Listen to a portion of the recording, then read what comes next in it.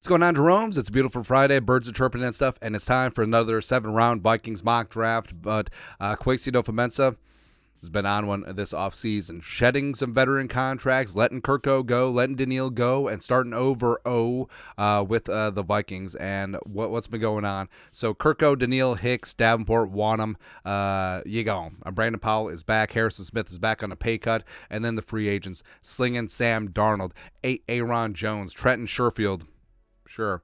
Jerry Tillery, a true blue 5-tech, and then Grenard, Van Ginkel, and Blake Cashman outside. How about that? Now, yes, it would be nice to add a veteran cornerback, maybe some veteran interior offensive line help, yes, but here is where we're currently at. So now it's time for the draft. Let's get it on. So we are going to go. I just want to take it nice and slow. So I want to see what's going to happen. So I'm going to target the Chargers at 5 because I think that QB will go 1, 2, 3, win, play, show. I think the Bears are just dragging their feet with Fields. I think they're just going to take Caleb Williams.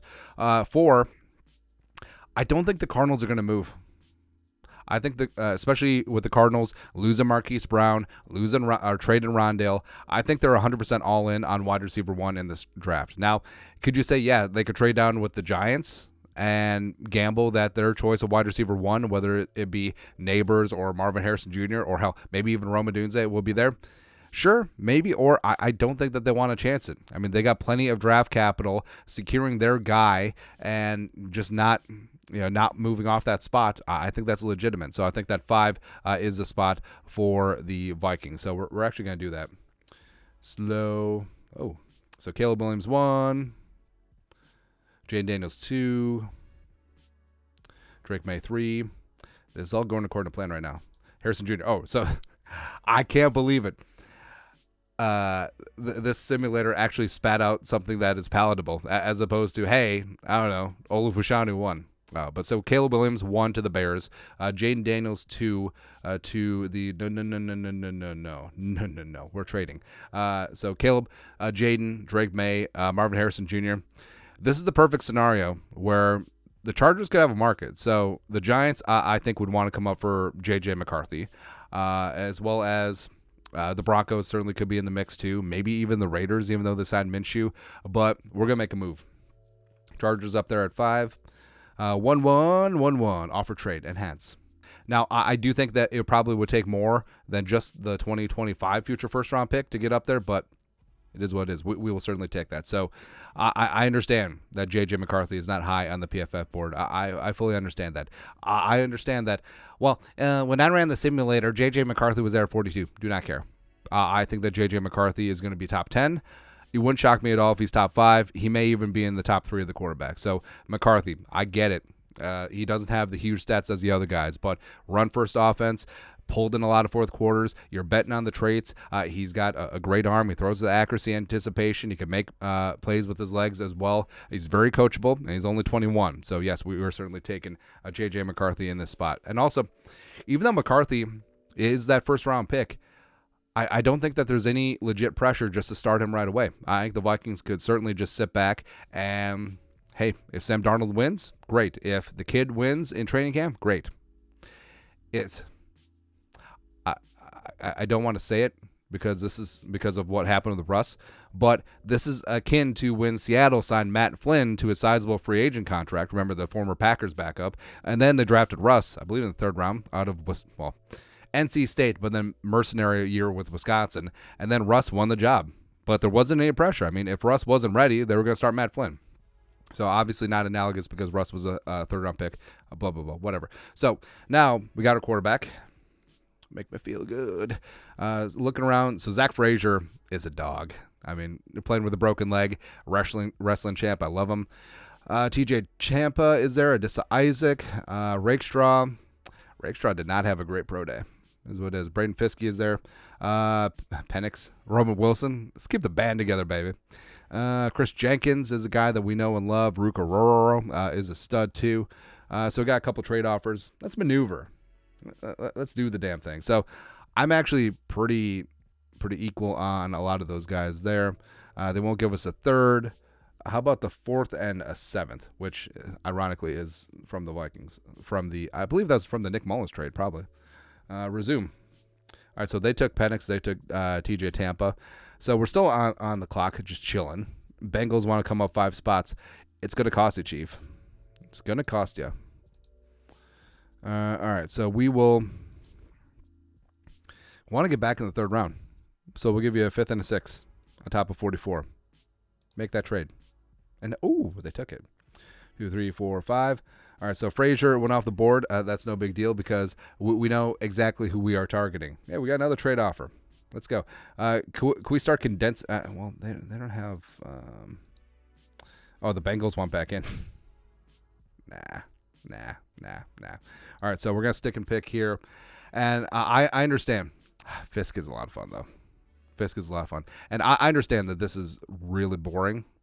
But Chris Jenkins is just that guy. And I understand Michigan. I have no Michigan bias. I do not care. All I care about is that they're quality players. And Jenkins has size, has that quick first step, can play nose tackle, can play 3-tech, 4-tech. If you want to comp him, I think Chris Jenkins could be on the Christian Wilkins type trajectory when he was coming out of Clemson. So Chris Jenkins, welcome on in. You are a Minnesota Viking. And also we're back in the 3rd round. Back up at that ass with the resurrection. So 80, Ryan Thrash, Andrew Phillips, Malachi Corley, yards after catch, let's go. Trotter Jr. Is there. Trotter Jr. is a lot of fun. Christian Mahogany, many Leatherbound books. Hey, do I just piss people off and take Blake Corum? Just rack up a stack of there. Bucky Irving, man, Bucky did not have a good combine. Hopefully he does better at his pro day. Actually, no, he had his pro day, didn't he? Yeah, because Oregon.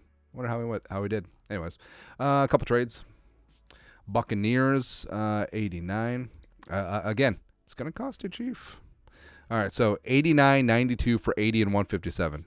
Offer trade. Enhance. One more time. Ooh, all right. All right, so we're going down to early round. Let's see who came off the board.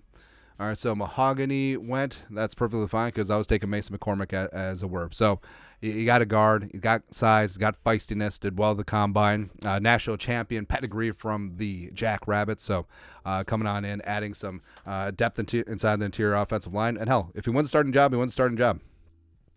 Feeling pretty good here. All right, so Andrew Phillips is there. All right, so we got an assload of picks. I kind of want to condense some of these picks. Actually, no, screw it. We're just going to have our draft. All right, so Bucky is there. Ray Davis.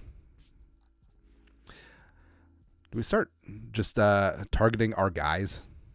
I mean, Trey Benson is there chilling. Cam Hart is there. Leonard Taylor III. You know what? That's exactly what I'm going to do. Actually, we're going to take Andrew Phillips first. So got some great cornerback depth.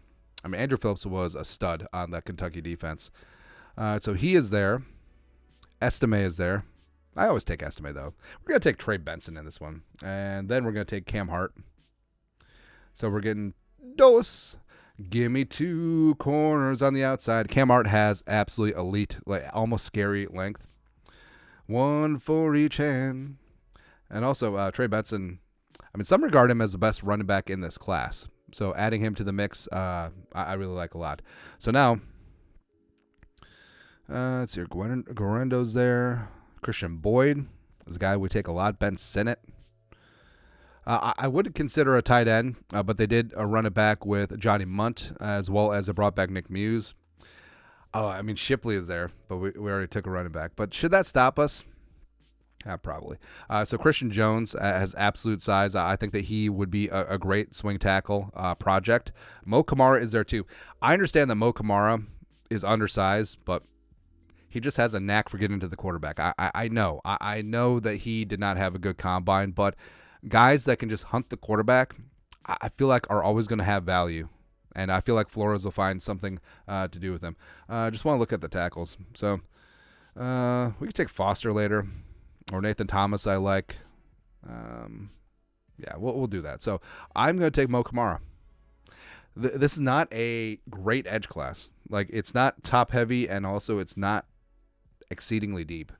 But I think Mo Kamara could be a gem, and I think he'll be undervalued because he doesn't check all the boxes physically. 3 picks left.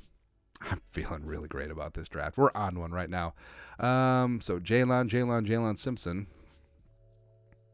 Jalen Harrell too. So Harrell's one of those, another one of those edge rushers who simply just does not check the boxes. But I feel like he can be super, he can be super productive. Hayden, Solomon Byrd, no. Debo, Brendan Jackson is a guy that we always take. Newsrad. Do we just take Newsrad? Because he probably won't be there at 229. Yeah, we're going to do that. All right, so the pride of Penn State, welcome on in. And I do like Newsrad as well. So transferred in, took over things. Great center of gravity, great leader out there as well. Feisty too. I kind of like so when your center's feisty, well, first off, centers are always cerebral, right? But also if they're a little feisty, I kind of like that too. That's great. All right, so 2 draft picks left. Let's see here. Which way are we going to go? I mean, Tulia is there, just chilling. Probably get him as a UDFA. If you want size, we can definitely go with Evan Anderson. He is our guy. Dallas Gant is a guy that I like a lot as a special teams linebacker. Same thing with Jordan McGee playing downhill. Cedric is there. Do we just draft a punter? I mean, we got 75,000 draft picks, man. Do we do that? All right, but Evan Anderson, prior to the Shrine Bowl, coming on in. And I'm feeling really good about having the meats in this draft. All right, so last one. You know what?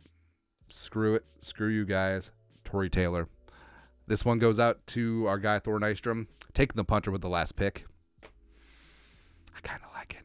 I kind of like how this thing shaped up. So, again, here's what's been going down. So blah, blah, blah. You're up to date with free agency for the most part. So here's what happened. So we did not trade up into the top 3, but quarterback 4 off the board. And again, I feel like this is an absolute shocking anomaly where the simulation actually ran out a realistic top 4. So Williams, Daniels, May, Harrison. Like I said, I don't think Arizona moves. I think that they want to be in on either Harrison or Neighbors or Dunes, whoever their wide receiver 1 is. Or hell, maybe they take Joe Alt at 4. Who knows? But the Vikings trade up with the Chargers. No hard feelings between the Vikings and Harbaugh, and they get it done. Moving up, taking J.J. McCarthy. That's got to hurt for Harbaugh because McCarthy's his boy, right? But future first-round pick down the tubes, but J.J. McCarthy is in the building, J.J. to J.J. and all that stuff. And like I said, there's no pressure for McCarthy to start right away. I think that Darnold would be perfectly fine starting.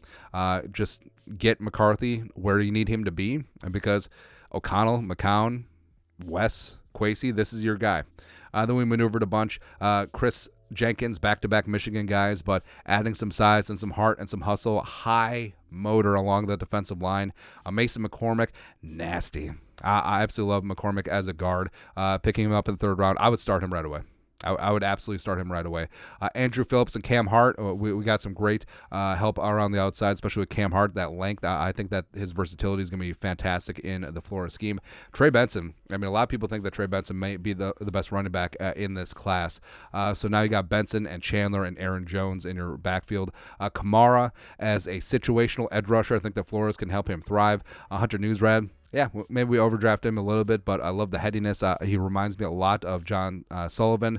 Evan Anderson, size, nose, tackle. And he actually shed some bad weight, really slimmed down. And also, I think that he's a lot quicker than people give him credit for. I think that he's just more than a 2-down run-stuffing nose tackle. He is also that, but I think he can rush the passer. And then you have the freaking Legatron, Torrey Taylor, the greatest punter in the history of mankind, and also you got a lot of work out in it. I mean, Torrey Taylor was the Hawkeyes' best offensive weapon.